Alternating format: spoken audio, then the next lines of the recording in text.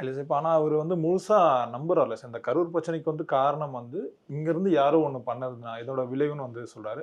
அத காவல்துறை எங்கள நம்ப வச்சு ஏமாத்திட்டான்னு சொல்றாரு. ஆனா இப்ப அவருடைய ஆட்சியில காவல்துறை அவருடைய கட்டுப்பாட்டுல தான் இருக்கு. இப்ப அவரே நியாயப்படி அத கண்டுபிடிச்சிருக்கலாம். அப்படி இருக்கும்போது திரும்பவும் காவல்துறை மேல பழி போடுறது எந்த விதத்துல சரியா இருக்கும் சார்? ஒரு பக்கம் நன்றி சொன்னாரு அந்த பீரியட்ல. இப்ப அவங்க மேல பழி போடுறது இப்ப இங்க வேலை செய்ற காவல்துறை மேல எல்லார் மேலயும் பழி போடுற மாரி தானே சார் இல்ல அர்த்தமாகும்? அதுதான் என்னன்னா, நான் ஏற்கனவே பல பேட்டிகள்ல சொல்லியிருக்கேன். கரூர் சம்பவத்தை பொறுத்தவரை நமக்கெல்லாம் அது விபத்து. ம். விஜயை பொறுத்தவரைக்கும் அத சதின்னு ரொம்ப உறுதியா நம்புறாரு. அவருக்கு நெருக்கமான நண்பர்களோட அத அவர் பலமுறை ஷேர் பண்ணியிருக்காரு. ஆனா என்ன, அதுக்கான ஆதாரம் அவர் கையில இல்ல. அதுக்கடுத்து ஆட்சி அதிகாரமும் அவரிடம் இல்ல.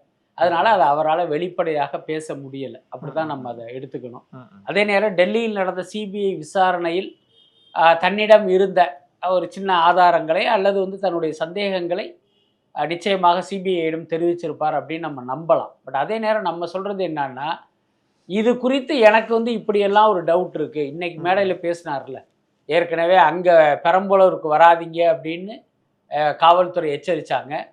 ஆனா இந்த கரூர் காவல்துறை எச்சரிக்கல. அப்ப இவங்க யாரோ ஒருத்தருடைய சதித்திட்டத்தின்படி என்னைய கூட்டியாந்து சிக்க வச்சுட்டாங்க. இன்னைக்கு பேசுறத நீங்க ஏற்கனவே ஒரு அறிக்கையாகவோ அல்லது ஒரு பேட்டியாகவோ வெளிப்படுத்தி இருக்கலாம். அதுக்கு ம். அடுத்து இன்னைக்கு நீங்க இப்படி ஒரு விஷயத்த சொல்றீங்க.